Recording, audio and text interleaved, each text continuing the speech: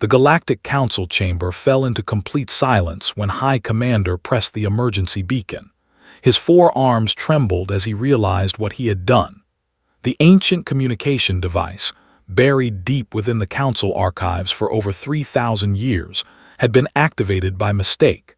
In his panic to call for reinforcements from the fleet, he had grabbed the wrong transmitter. Now there was no way to stop the signal that was racing across the stars, toward a small blue planet on the edge of the galaxy.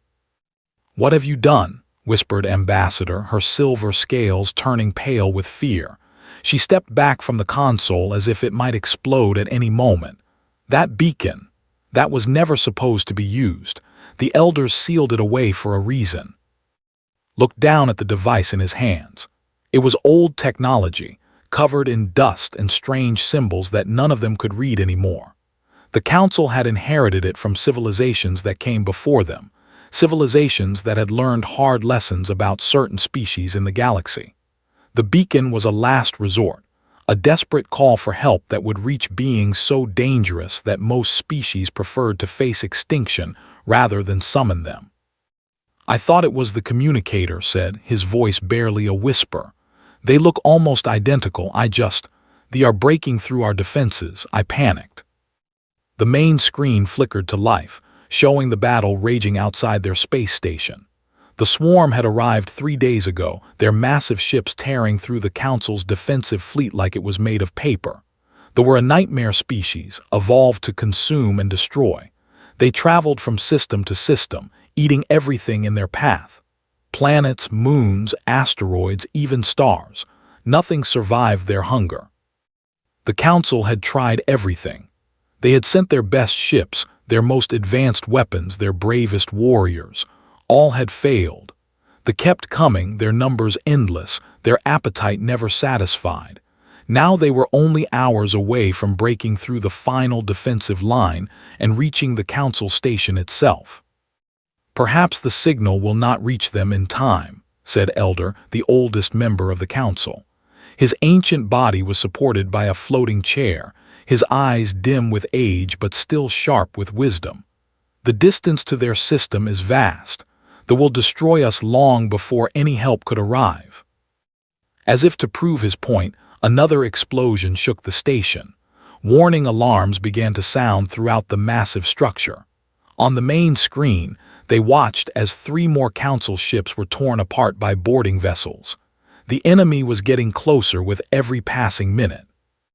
"What species did we call?" asked General, the military commander of the Council forces. He was a massive creature, covered in thick armor plates that had been tested in 100 battles, yet even he looked afraid. "Who answers that beacon?" Ambassador walked slowly to her station and pulled up the ancient records. Her claws moved across the console, searching through files that had not been opened in generations. When she found the answer, she stopped moving entirely. Her breathing became quick and shallow. "Humans," she said finally. "We called the humans." The word hung in the air like a death sentence. Every being in the Council chamber knew the stories. Every species in the galaxy had heard the tales passed down from their ancestors. The humans were the reason the beacon had been sealed away. They were the reason it was only supposed to be used when all other hope was lost. "The Death Walkers," whispered one of the junior officers. "My grandmother told me stories about them when I was young. She said they were monsters wearing the faces of peaceful beings." "They are not monsters," Elder corrected, though his voice carried no comfort. "That is what makes them so terrifying. They are simply different from us in ways that we cannot understand. Our ancestors encountered them 5,000 years ago during the First Darkness. They helped us defeat an enemy much like but the price." He trailed off, unable to finish his sentence. The memories contained in the historical records were enough to give nightmares to entire civilizations. General stepped forward. "We need to prepare for their arrival. If they are truly coming, we must be ready. I have heard the stories, but stories change over time. Perhaps they are not as dangerous as the legends say." "The legends say they conquered death itself," Ambassador replied. They say humans can survive wounds that would kill any other species. They say humans feel no fear, that they enjoy battle, that they take pleasure in violence. They say that once humans start fighting, they do not stop until everything around them is destroyed. Another explosion rocked the station, this one closer than before. The lights flickered and emergency power systems kicked in. On the screen, the swarm had breached the second defensive line. Only one more line of ships stood between the enemy and the Council station. "It does not matter what the legends say," spoke up, trying to sound brave despite the fear in his hearts. "We had no choice. That would have killed us all. At least with the humans there is a chance of survival, however small that chance might be." "You assume the humans will help us," Elder said quietly. "The beacon is a request, not a command. They are under no obligation to answer, and even if they do answer, there is no guarantee they will take our side. Humans are unpredictable. They follow their own rules, their own sense of justice. If they decide we are not worth saving." He did not need to finish the thought. Everyone in the chamber understood what he meant. Hours passed with terrible slowness. They continued their advance, destroying ship after ship, station after station. The Council's defensive fleet was down to its last 100 vessels, barely enough to slow the enemy for more than a few minutes. The end was coming, and everyone knew it. Then the sensors detected something strange. "Commander," shouted the officer at the detection station, "we are picking up unusual readings at the edge of the system. Something is coming through."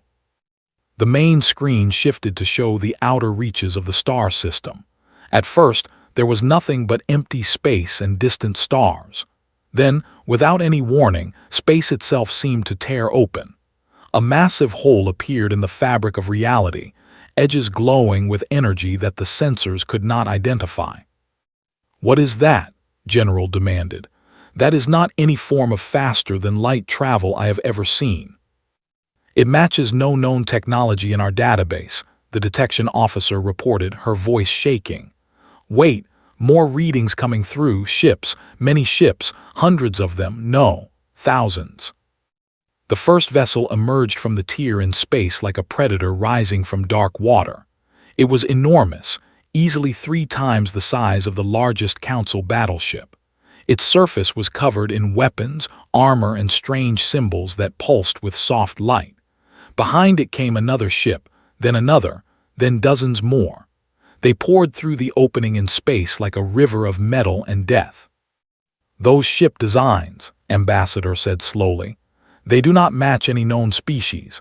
The construction is completely alien to us." "They match one species," Elder corrected her. "Look at the symbols on their hulls. 3 lines above 2 circles. That is the mark of the human military. Our ancestors recorded it in great detail." The Council chamber fell silent as they watched the human fleet continue to emerge.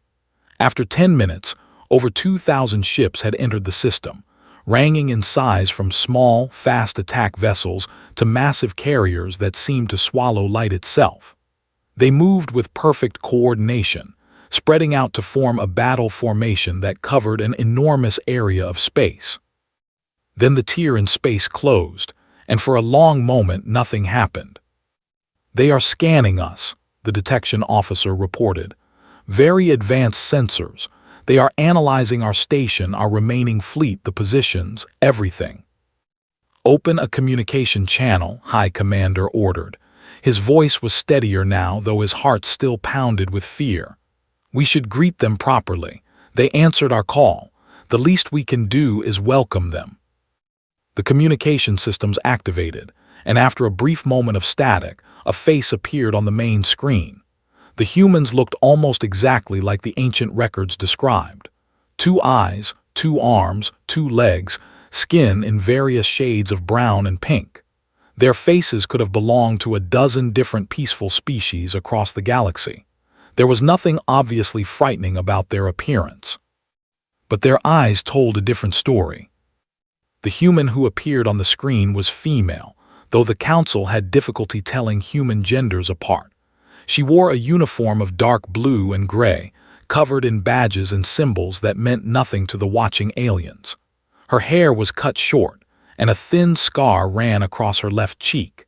She studied them with eyes that showed no emotion whatsoever. "This is Admiral Sarah of the Earth Unified Fleet," she said. Her voice was calm, controlled, without any warmth or coldness. "We received your emergency beacon. Please explain your situation."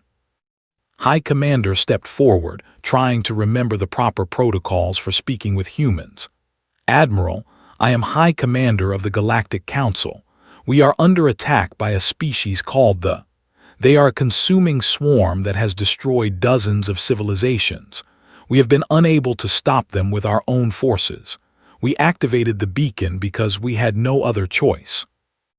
Admiral's expression did not change. "How many civilians are on your station?" "Approximately 14 million, answered, "plus another 300 million on the nearby colonies and planets in this system." "How many enemy vessels?" "Our last count showed over 50,000 ships. They reproduce quickly. There may be more now." For the first time, something flickered in the Admiral's eyes. It was not fear. It was not concern. It was something the council members could not identify, something that made their blood run cold. 50,000, Admiral repeated slowly. She turned to speak to someone off-screen. "Colonel Martinez, begin deployment of all ground forces. Have the carrier groups move to flanking positions. I want the shield ships in front within 15 minutes. "Ground forces," General interrupted, unable to contain his confusion. "Admiral, they do not use ground combat. They attack from space, using their ships to tear apart anything in their path." Admiral turned back to the screen. "I know how they operate, General. My ancestors fought them twice during the expansion era. They are dangerous, I will not deny that, but they have a weakness. They rely entirely on their numbers and their ships. Remove those advantages and they become much easier to handle." "With respect, Admiral," Ambassador spoke carefully. "How do you intend to remove those advantages? Our combined fleets could not scratch their hulls. Our weapons had no effect." The human admiral smiled then. It was a small smile, barely visible, but it made every alien in the chamber take an involuntary step backward. There was something deeply unsettling about that smile, something that spoke of violence and capability that went far beyond anything they had ever witnessed. "Ambassador, your weapons are designed for surgical strikes and minimal damage. Your ships are built to discourage conflict, not win wars. That is admirable in times of peace." She paused, and her smile grew slightly wider. "But we are humans. We build ships for one purpose only. War is in our blood. It is our oldest tradition and our greatest talent." The screen split to show the human fleet beginning to move. The massive ships accelerated toward the swarm with terrifying speed, their weapons systems powering up across their hulls. The Council could see energy building in cannons and missile bays, shields activating with pulses of blue light, fighters launching from carrier bays by the thousands. "You called us," Admiral continued. "You activated a beacon that has not been used in 3,000 years. That means you are desperate. That means you have run out of options. So let me be very clear about what happens now." She leaned forward, and her eyes seemed to burn with an intensity that made the screen itself flicker. "We are going to destroy every single one of them. We are going to hunt them across this system and wipe them from existence. And when we are done, we are going to find whatever hole they crawled out of, and we are going to make sure nothing ever crawls out of it again." Admiral Elder spoke softly. "The number in the tens of thousands, even with your fleet." "With respect, Elder," Admiral cut him off. "You do not understand what you are looking at. These 2,000 ships are just our advance force, our vanguard. They were the closest to your beacon when it activated. The main fleet is still on its way. Another 50,000 vessels, carrying 20 million soldiers who have been training their entire lives for exactly this kind of fight." The council members looked at each other in disbelief. 20 million soldiers. 50,000 ships. These numbers were beyond anything they had ever imagined. The entire Council military, combining every species under their protection, barely reached 5 million warriors. "Now," Admiral said, her voice taking on a harder edge, "I need you to do two things. First, pull back your remaining ships and protect your civilians. Do not engage them directly. Let us handle the fighting. Second, give my ground forces permission to board your station. They will try to breach your defenses, and when they do, I want my soldiers waiting for them." "Board our station?" High Commander asked weakly. "With how many soldiers?" "I am deploying 1 battalion to start. 500 warriors. That should be enough to secure your primary corridors and civilian areas. If the situation escalates, I can send more." 500 soldiers to defend a station of 14 million people against a swarm that had destroyed entire civilizations. The council members thought the admiral had gone insane, but they had no other choice. They had called for help, and help had arrived. Now they had to trust in beings they did not understand. "Permission granted," High Commander said finally. "And Admiral, thank you for answering our call." Admiral's expression softened for just a moment. "You made the right choice, Commander. Calling us was not a mistake. It was the thing you could have done." She paused. "Now get your people to safety. They are about to learn why the galaxy sealed that beacon away. They are about to learn what happens when you threaten beings under human protection." The communication ended, and the Council watched as the human fleet surged forward to meet the swarm. In the distance, they could see transport ships separating from the main formation, heading directly toward their station. "May the stars protect us," Ambassador whispered. "May the stars protect us all." General shook his head slowly. "Ambassador, I do not think the stars will need to protect us anymore. I think the humans have taken over that duty." He turned to watch the transport ships approaching. "I just hope we survive what comes next." The first human soldiers would arrive within the hour. None of the council members knew what to expect. None of them could possibly imagine what they were about to witness. The legends had described human warriors in terrible detail, but legends were just words. Words could not capture the truth. Soon the Galactic Council would see human soldiers in action. Soon they would understand why their ancestors had been so afraid. And soon they would discover that sometimes the most dangerous thing in the universe is not the monster trying to destroy you. Sometimes it is the monster you called to save you. The transport ships grew larger on the screen, their hulls reflecting the light of distant stars. Inside those ships, 500 human warriors prepared for battle.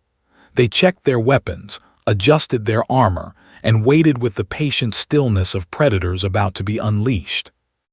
They had no idea what was coming. They continued their advance, confident in their numbers and their strength. They had destroyed 100 civilizations without ever facing a real challenge. They believed this system would fall just like all the others. They were wrong. The humans had arrived, and everything was about to change. On the council station, alarms continued to sound as they pushed closer. But now, mixed with the fear and panic, there was something new in the air. It was not hope exactly. It was something more primal, more ancient. It was the feeling that came when a greater predator entered the hunting ground, when the rules of survival suddenly shifted in unexpected ways. The council members did not know if they should feel relieved or terrified. In the end, they would feel both. The first human transport docked at Base 7 of the Council station with a gentle thud that seemed far too soft for a vessel of war. High Commander stood at the observation window, watching as the docking clamps engaged and the airlock began its pressurization cycle. Beside him, General kept his hand near his sidearm, though both of them knew it would be useless against whatever came through those doors. "The pressure readings indicate they breathe the same atmosphere as us," Ambassador reported from her console. "Temperature requirements are compatible. They can survive in our environment without any special equipment." "That is convenient," General muttered. Or perhaps it is not a coincidence at all. Perhaps they evolved to survive anywhere. The airlock doors slid open with a hiss of escaping air, and the council members got their first close look at human soldiers.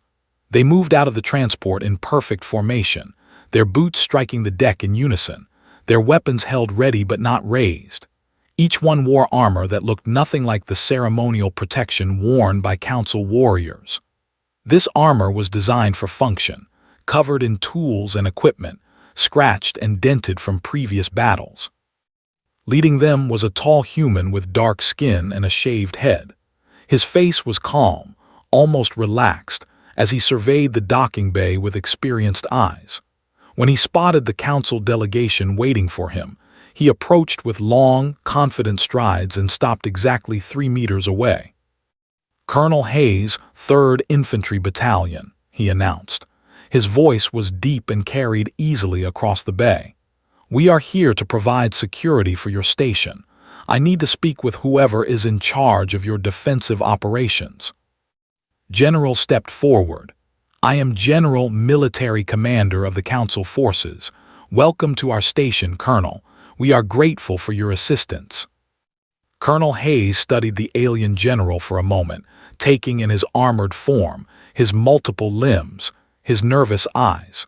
The human seemed neither impressed nor concerned. He simply nodded once and began issuing orders to his soldiers. "Alpha and Beta companies secure the primary corridors. Gamma Company set up defensive positions at all civilian shelters. Delta Company with me. We are heading to the command center." The soldiers broke into smaller groups and spread out through the station with frightening efficiency. They moved without hesitation, without confusion, as if they had memorized the entire layout of the station before arriving. High Commander watched them go with growing unease. "Colonel Hayes," he said carefully, "how do your soldiers know where to go? This station is massive, and our corridors are not labeled in any human language." The colonel tapped a device attached to his helmet. "We downloaded your station schematics during the approach. Our tactical systems have already mapped optimal defensive positions and identified key areas that need protection." He paused, looking at with eyes that revealed nothing. "We have been preparing for this mission since before we arrived. Human military doctrine requires us to know the battlefield before the first shot is fired." "Remarkable," Ambassador said softly. "Your level of preparation is extraordinary." "It is necessary," Colonel Hayes replied simply. "Now, if you will lead me to your command center, we can coordinate our defensive strategy. They will attempt to breach your station within the next 2 hours. We need to be ready." The walk to the command center gave the council members time to observe the human soldiers more closely. What they saw both fascinated and disturbed them. The humans moved with a grace that seemed almost predatory, their eyes constantly scanning for threats, their bodies always positioned to react to danger. They did not speak unless necessary, communicating instead through hand signals and short bursts of encoded radio transmissions. But what truly unsettled the council was the equipment the humans carried. Every soldier was armed with multiple weapons, from massive rifles that hummed with barely contained energy to smaller sidearms and blades strapped to their legs and backs.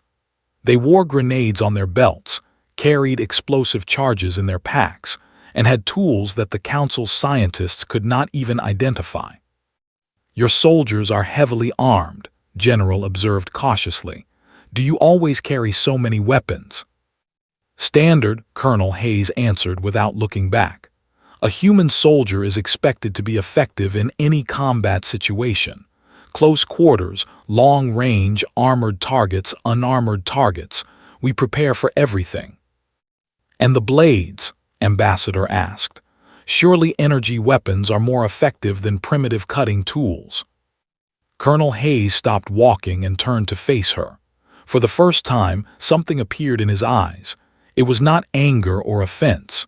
It was something darker, something that made the ambassador's scales turn cold.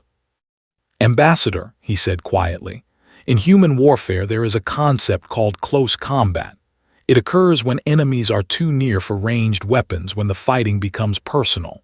Our blades are not primitive. They are a promise that no matter how close the enemy gets, no matter how desperate the situation becomes, a human soldier will still be dangerous. He resumed walking, leaving the ambassador standing frozen in the corridor. They reached the command center as new reports came in from the battle outside. The human fleet had engaged the swarm, and what the Council saw on their screens everything they thought they knew about space warfare. Human ships did not fight like Council vessels. They did not maintain safe distances and exchange careful volleys of fire. Instead, they charged directly into the formation, weapons blazing continuously, shields absorbing devastating amounts of damage. Human pilots flew their craft with reckless aggression, diving into clusters of enemy ships and unleashing destruction in every direction. "They are insane," whispered one of the Council officers. "No species fights like this. They will be destroyed." But they were not destroying the human ships. They were being destroyed by them. Human weapons punched through hulls with terrifying ease. Human missiles tracked their targets with relentless precision. Human fighters weaved through clouds of debris and enemy fire, somehow avoiding destruction while dealing it out freely. "Our weapons are calibrated differently," Colonel Hayes explained, watching the battle with professional interest. "Council species prefer minimal force. You build weapons that disable, that encourage surrender. Humans build weapons that kill. Our cannons are designed to breach armor and destroy critical systems. Our missiles carry warheads capable of cracking planets." "Cracking planets," General repeated in horror. "Why would anyone need such weapons?" "Because sometimes the enemy lives on planets," Colonel Hayes replied matter of. "And sometimes the only way to win is to make sure they never threaten you again." The next hour passed in tense silence as the battle raged outside, and the human soldiers completed their defensive preparations. Council civilians were evacuated to protected shelters, emergency bulkheads were sealed, and strange human devices were placed at key points throughout the station. When General asked what the devices were, Colonel Hayes simply said they were surprises. Then the sensors detected what everyone had been dreading. A wave of boarding ships had broken through the battle line and was heading directly for the Council station. Hundreds of vessels, each carrying dozens of warriors, were about to crash against their defenses. "Here they come," Colonel Hayes said calmly. He touched his communication device.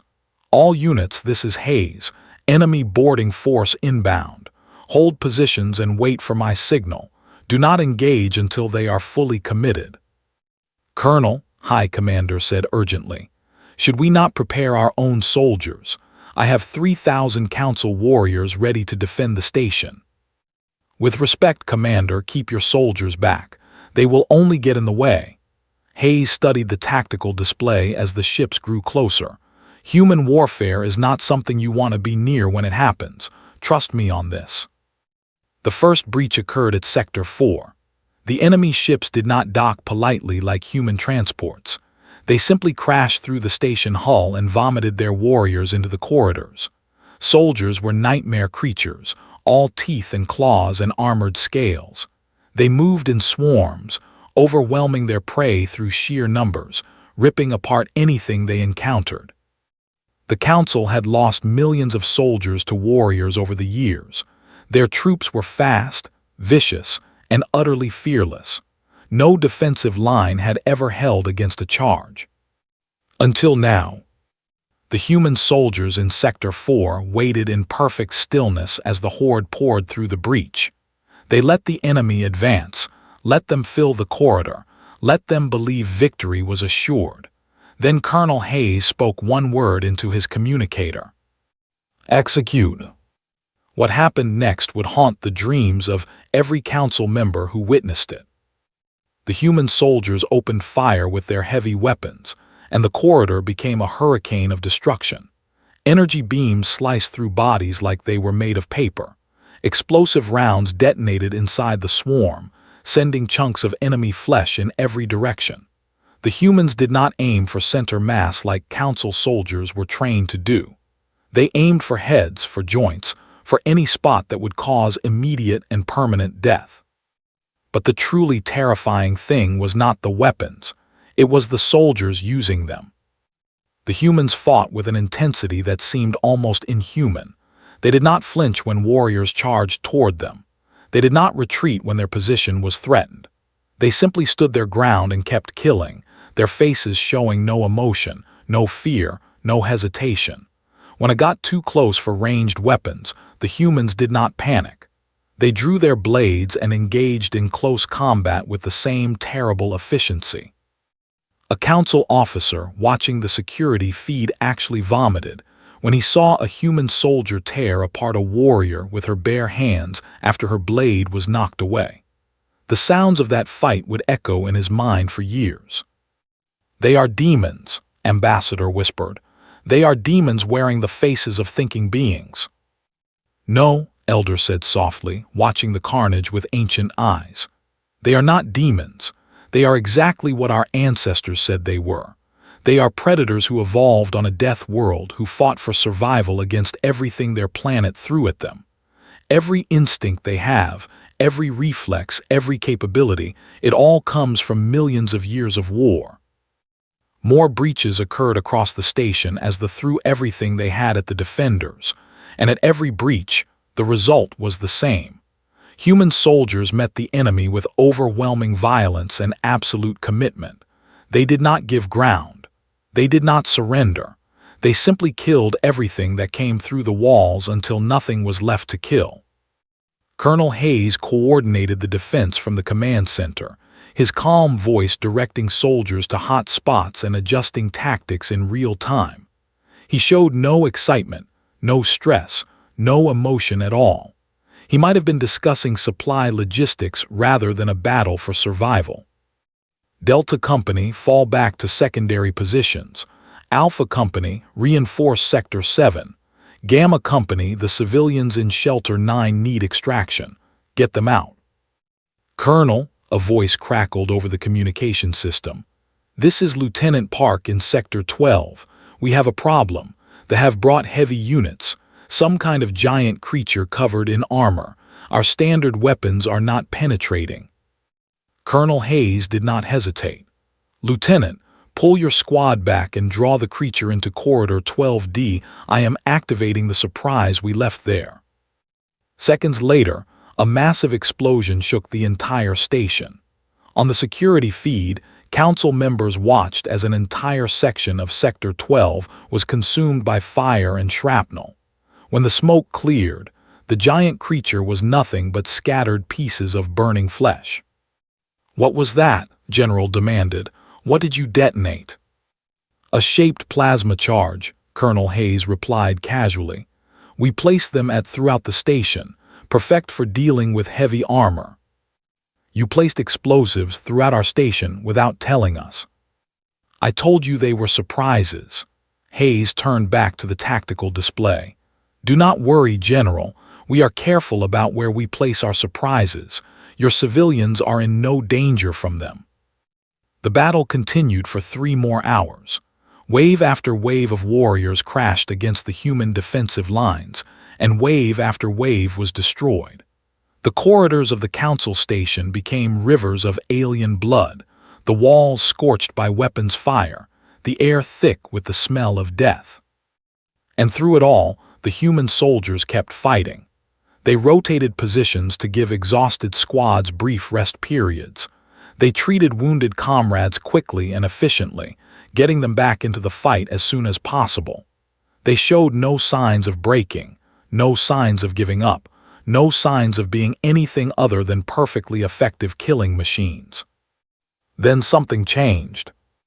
The swarm outside the station began to fragment. The human fleet had pushed through their main formation and was systematically hunting down their command ships. Without central coordination, the attack became disorganized, chaotic.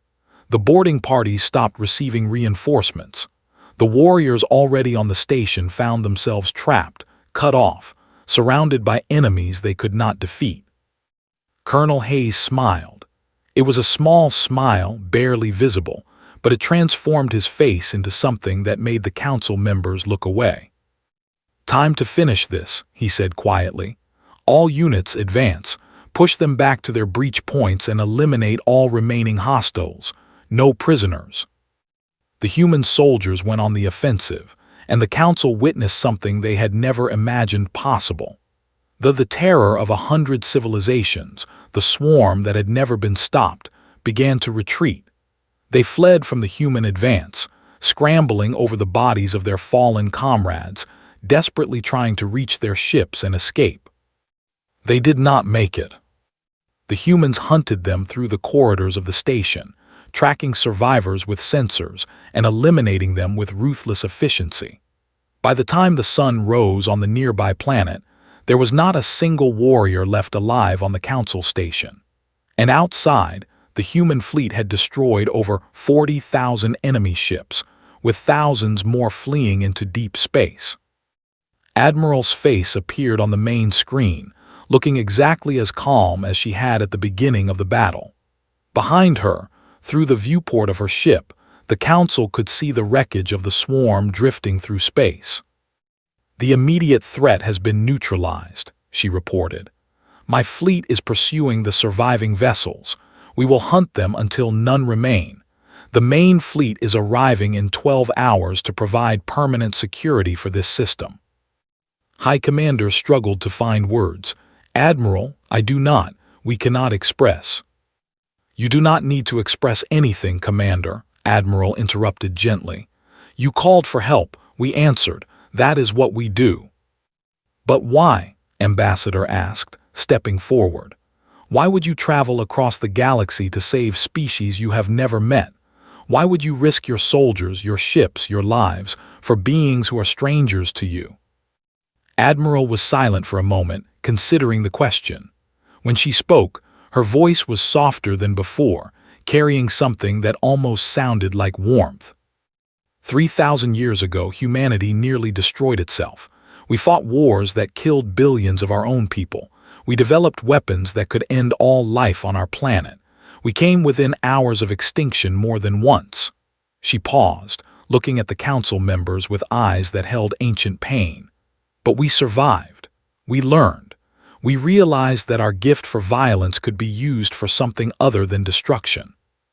"We made a choice," she continued.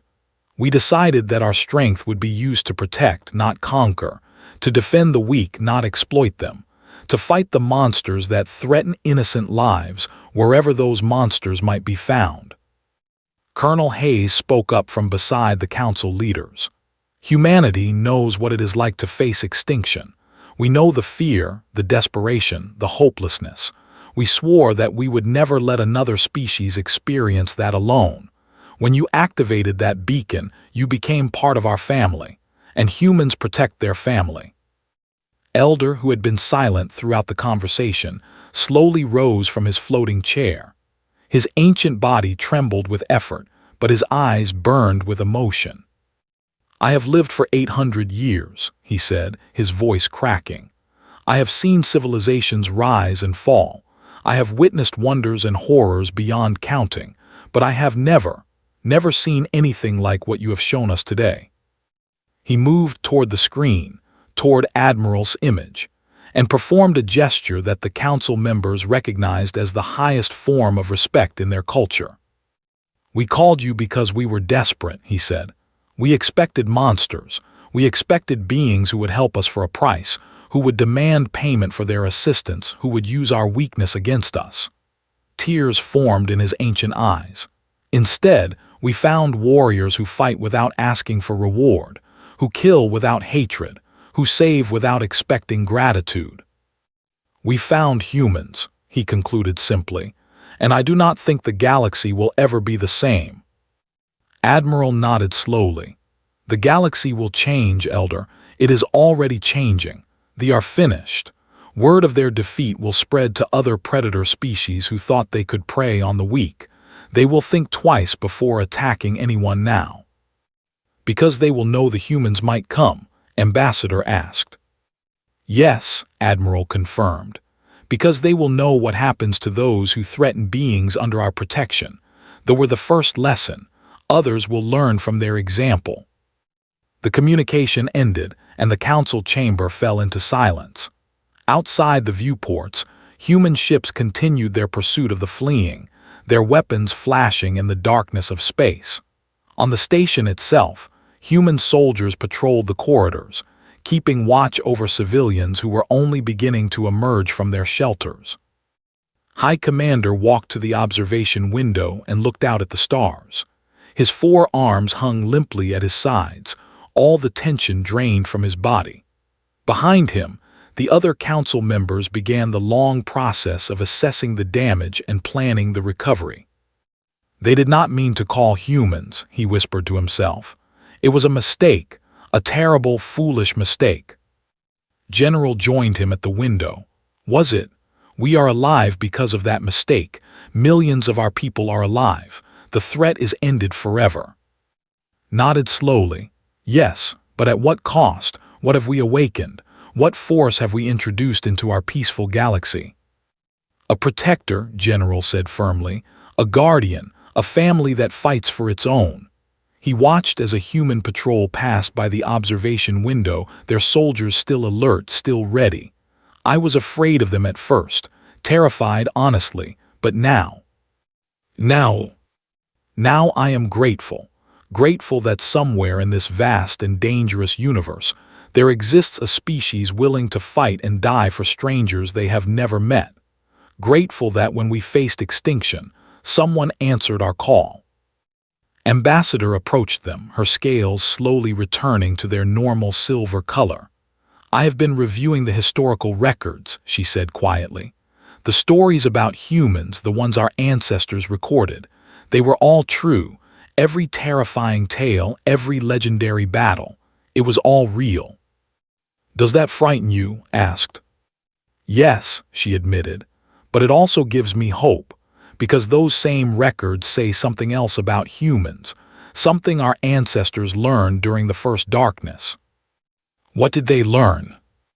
Ambassador looked at the human soldiers still working to secure the station, still caring for wounded civilians, still standing guard over beings they had never met before today. They learned that humans do not just fight for themselves, they fight for everyone, every species they meet, every civilization they encounter, every world they discover. If you earn their trust, if you show them that you are worthy of protection, they will stand beside you against any threat. They learned that lesson today, she continued. Other predators will learn it in the future, and slowly, over time, the galaxy will become safer, not because the monsters are gone, but because the humans are watching, and the humans never stop watching. Elder joined the group at the window, his ancient body supported by his floating chair. He looked at the younger council members with eyes that held new understanding. Our ancestors sealed that beacon away because they were afraid, he said. Afraid of human power, human violence, human capability. They thought isolation was the answer, that keeping humans at a distance would keep us safe. Were they wrong? Asked. Yes, Elder said without hesitation. They were completely, utterly wrong. The galaxy is full of threats, and others like them, predators and conquerors and destroyers. We cannot face them alone. None of us can. He gestured toward the human ships visible through the window. But we do not have to face them alone. Not anymore. Today we learned that somewhere in the darkness there is light. There are beings who choose to protect rather than conquer, who use their strength to shield the weak rather than exploit them. Today we learned about humans, he concluded, and I believe that lesson will change everything. The council members stood together at the observation window, watching as the human fleet continued its work. In the distance, transport ships were already arriving from the main fleet, bringing supplies, medical personnel, and engineers to help rebuild the damaged station. They had called the humans by mistake. A simple error, a moment of panic, a wrong button pressed in desperate circumstances. But that mistake had saved them all. And as the council looked toward the future, they saw something they had never expected to see. They saw hope. They saw security. They saw a galaxy where the weak did not have to fear the strong, where the peaceful did not have to cower before the violent, where calling for help actually meant help would come. They saw a galaxy protected by humans. And for the first time in 3,000 years, the Galactic Council felt truly safe. The human battalion had risen to answer their call. Now, standing guard over them like ancient warriors protecting their home, those same soldiers promised without words that they would never stand alone again. It was not the ending anyone had expected, but it was the ending they all needed. And somewhere in the stars, the legend of the human response to the emergency beacon would begin to spread. Other species would hear the story. Other civilizations would learn what happened when the Council faced extinction. They would learn about the humans who came without hesitation, the soldiers who fought without fear, the fleet that destroyed 50,000 enemy ships without losing hope. And they would remember. The galaxy would remember. The humans had risen, and everything had changed.